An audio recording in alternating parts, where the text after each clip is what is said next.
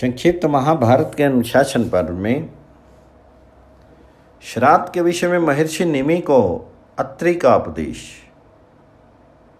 तथा अन्य ज्ञातव्य बातें। युधिष्ठिर ने पूछा, पिता में श्राद्ध कब प्रचलित हुआ? सबसे पहले किस महर्षि ने इसका प्रचार किया? यदि भृगु और अंगरा के समय में इसका प्रारंभ हुआ हो तो किस मुनि ने इसको प्रकट किया? श्राद्ध में कौन कौन से कर्म, कौन कौन फल मूल और कौन कौन से अन्न त्याग देने योग्य हैं? तो भीष्म जी ने कहा, राजन, श्राद्ध का जिस समय और जिस प्रकार प्रचलन हुआ, जो इसका स्वरूप है तथा सबसे पहले जिसने इसका प्रचार किया, वह सब तुम्हें बता रहा हूं, सुनो। प्राचीन काल में ब्रह्मा जी से ब्रह्म ऋषि अत्रि की उत्पत्ति हुई। वे बड़े प्रतापी ऋषि थे। उनके वंश में भगवान दत्तात्रेय जी का प्रादुर्भाव हुआ। दत्तात्रेय के पुत्र निमि हुए, जो बड़े तपस्वी थे। निमि के भी एक पुत्र हुआ जिसका नाम था श्रीमान। वह बड़ा सुंदर था। उसने 1000 वर्षों तक बड़ी कठोर तपस्या करके अंत में काल धर्म के अधीन होकर प्राण त्याग दिया। महर्षि निमि को पुत्र शोक के कारण बड़ा संताप हुआ, तो भी उन्होंने शास्त्र विधि के अनुसार अशोच निवारण की सारी क्रियाएं की। फिर चतुर्दशी के दिन श्राद्ध में देने योग्य सब वस्तुएं एकत्रित करके रात बीतने पर अमावस्या को श्राद्ध करने के लिए वे बड़े सवेरे उठे। प्रातःकाल जागने पर उनका मन पुत्र शोक से व्यथित होता रहा, किंतु उनकी बुद्धि बड़ी विस्तृत थी। उनके द्वारा उन्होंने मन को शोक की ओर से हटाया और एकाग्रचित होकर श्राद्ध विधि का विचार किया। फिर श्राद्ध के लिए शास्त्रों में जो फल मूल और अन्न आदि भोज्य पदार्थ बताए गए हैं तथा उनमें जो जो पदार्थ उनके पुत्र को प्रिय थे, उन सब का विचार करके उन्होंने संग्रह किया। तदनंतर उन बुद्धिमान मुनि ने अमावस्या के दिन 7 ब्राह्मणों को बुलाकर उनकी पूजा की और प्रदक्षिणा करके उन्हें कुश के आसन पर बिठाया। फिर उन 7 को एक ही साथ भोजन के लिए आलोना सामा परोसा। इसके बाद भोजन करने वाले ब्राह्मणों के पैरों के नीचे आसनों पर उन्होंने दक्षिण अग्र कुशा बिछा दिए और उनके सामने भी दक्षिण अग्र कुश रखकर पवित्र एवं सावधान होकर अपने पुत्र श्रीमान के नाम और गोत्र का उच्चारण करते हुए कुशों पर पिंडदान किया। इस प्रकार श्राद्ध करने के पश्चात मुनि श्रेष्ठ निमि को बड़ा पश्चाताप होने लगा। वेद में पिता पिता में आदि के उद्देश्य से जिस श्राद्ध का विधान है, उसको मैंने स्वेच्छा से पुत्र के निमित्त किया है, ये सोचकर उन्होंने अपने में धर्म संकरता का दोष माना। अतः मन ही मन बहुत संतप्त होकर वे सोचने लगे, अहो, मुनियों ने जो कार्य पहले कभी नहीं किया उसे मैंने ही क्यों कर डाला। मेरे इस मनमाने वर्ताव को देखकर ब्राह्मण लोग मुझे अपने शाप से अवश्य भस्म कर डालेंगे। ये बात ध्यान में आते ही उन्होंने अपने वंश प्रवर्तक महर्षि अत्रि का स्मरण किया। निमि के ध्यान करते ही तपोधन अत्रि वहां पर आ पहुंचे। आने पर जब उन्होंने निमि को पुत्र शोक से दुखी देखा तो मधुर वाणी के द्वारा उन्हें सांत्वना देते हुए कहा, बेटा, तुमने जो ये पितृ यज्ञ श्राद्ध किया है, इससे डरो मत। सबसे पहले स्वयं ब्रह्मा जी ने इस धर्म का ज्ञान प्राप्त किया है और वे ही इसके प्रवर्तक भी हैं। उन्हीं के द्वारा विहित धर्म का तुमने अनुष्ठान किया है। ब्रह्मा जी के सिवा दूसरा कौन श्राद्ध विधि का उपदेश कर सकता है? अब मैं तुमसे संभव की बताई हुई श्राद्ध की उत्तम विधि का वर्णन करता हूँ, इसे सुनो और सुनकर इस विधि के अनुसार श्राद्ध का अनुष्ठान करो। पहले वेद मंत्र के उच्चारण पूर्वक अग्निकरण की क्रिया पूरी करके फिर अग्नि, सोम, वरुण और पितरों के साथ रहने वाले विश्व देवों का उनका भाग अर्पण करें। साक्षात ब्रह्मा जी ने इनके भागों की कल्पना की है। तदनंतर श्राद्ध की आधारभूता पृथ्वी की वैष्णवी, काश्यपी और अक्षा आदि नामों से स्तुति करनी चाहिए। श्राद्ध के लिए जल लाते समय भगवान वरुण का स्तवन करके अग्नि और सोम को भी तृप्त करना चाहिए। ब्रह्मा जी के उत्पन्न किए हुए कुछ देवता ही पितरों के नाम से प्रसिद्ध हैं।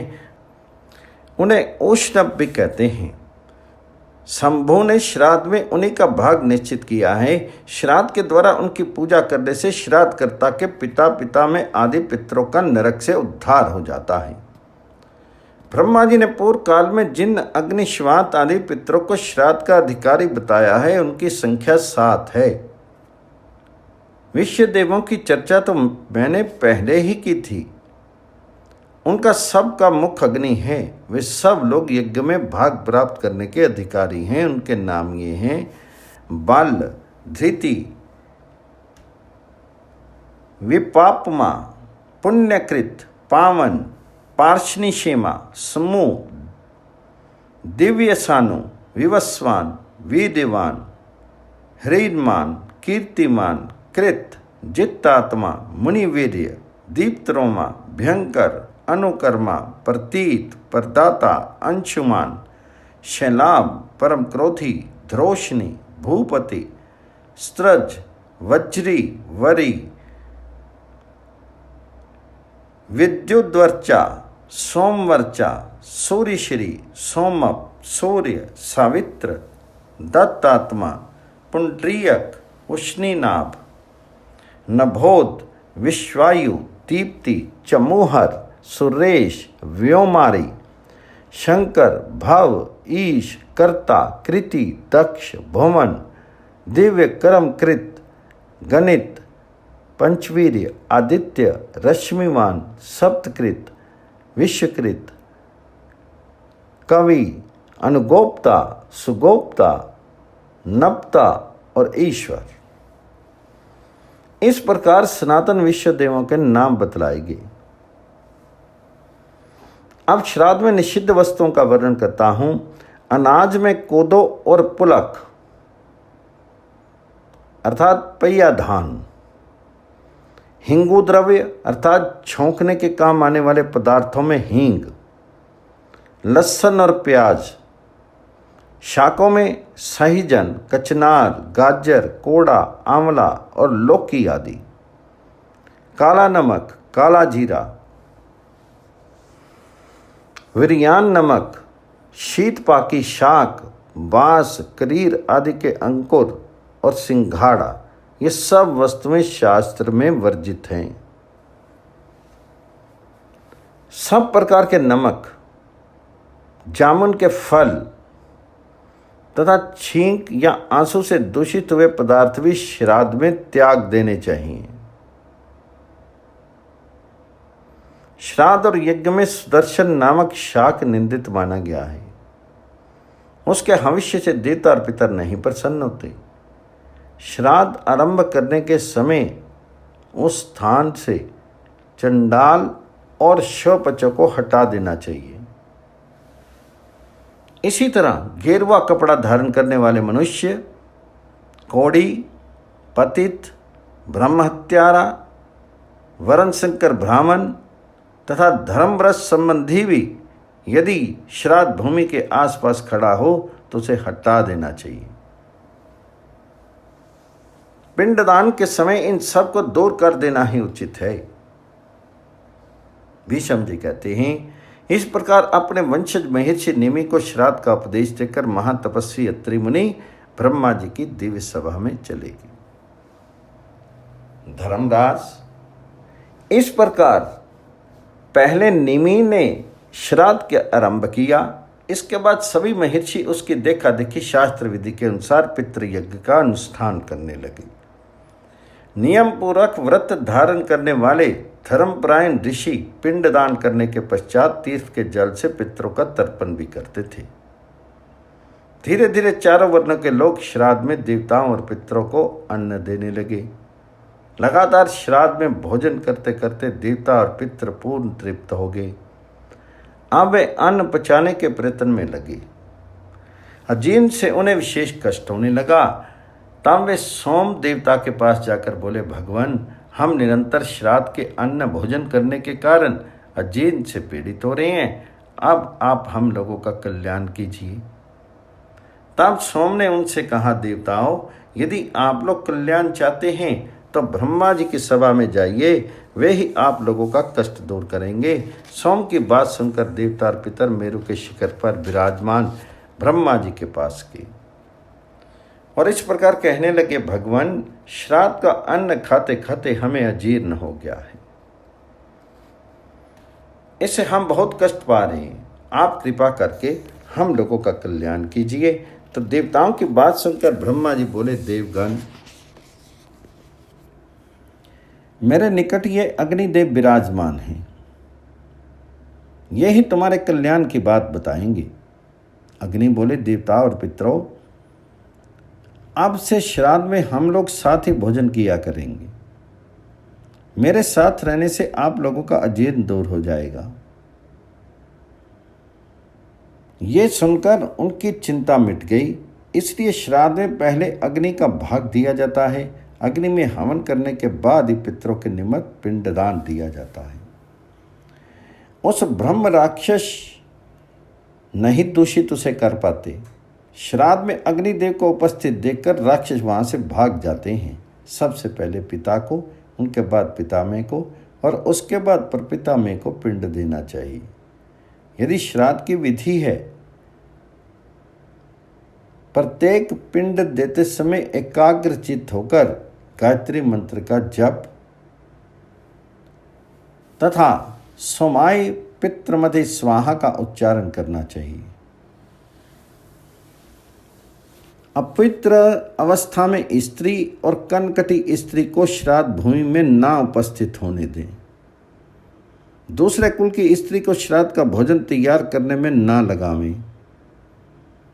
तर्पण करते समय पिता पितामह आदि के नाम का उच्चारण करें। किसी नदी के किनारे पहुंचने पर पितरों का पिंडदान और तर्पण अवश्य करना चाहिए।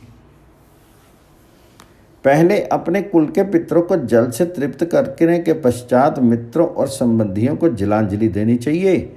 चितकबरे बैलों से जुती हुई गाड़ी में बैठकर नदी पार करते समय बैलों की पूंछ से पितरों का तर्पण करना चाहिए, क्योंकि पितर वैसे तर्पण की अभिलाषा रखते हैं। इसी तरह नाव से नदी पार करने वालों को भी पितरों का तर्पण करना चाहिए। जो तर्पण के महत्व को जानते हैं वे नाव में बैठने पर एकाग्रचित्त होकर अवश्य पितरों को जल दान करते हैं। कृष्ण पक्ष में जब महीने का आधा समय बीत जाए, उस दिन अर्थात अमावस्या तिथि को अवश्य श्राद्ध करना चाहिए। पितरों की भक्ति से मनुष्य को पुष्टि, आयु, वीर और लक्ष्मी की प्राप्ति होती है। ब्रह्मा जी प्लस विशिष्ट, पुलय, अंगिरा, क्रतु और महिषी कश्यप, ये 7 ऋषि महान योगेश्वर और पितर माने गए हैं। इस प्रकार ये शास्त्र की उत्तम विधि बताई गई। मरे हुए मनुष्य अपनी वंशजों द्वारा पिंडदान पाकर प्रेतत्व के कष्ट से छुटकारा पा जाते हैं। राजा युधिष्ठिर, ये मैंने शास्त्र के अनुसार तुम्हें श्राद्ध की उत्पत्ति का प्रसंग सुनाया है।